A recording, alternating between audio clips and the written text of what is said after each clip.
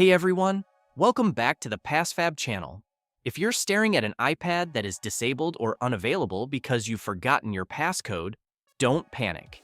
In this video, I'm going to show you how to unlock any iPad without passcode in 2026.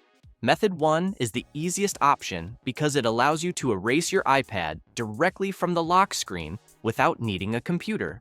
Start by entering the wrong passcode several times until the Forgot Passcode or Erase iPad option appears at the bottom of the screen.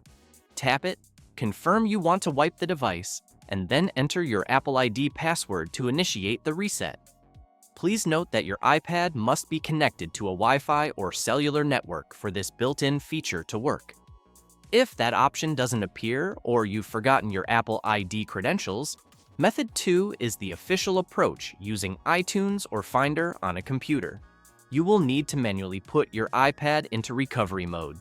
For models with Face ID, quickly press and release the volume up button, then the volume down button, and finally hold the top power button until you see the recovery icon on the screen.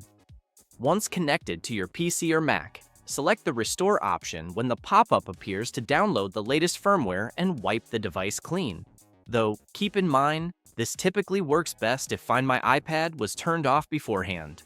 For the most reliable and universally effective solution, Method 3 involves using PassFab iPhone Unlock, a professional tool designed specifically for these situations. After downloading and installing the software on your computer, select the Unlock iOS screen feature and connect your iPad via USB. The program provides clear, step-by-step visual guides to help you enter recovery mode for your specific model.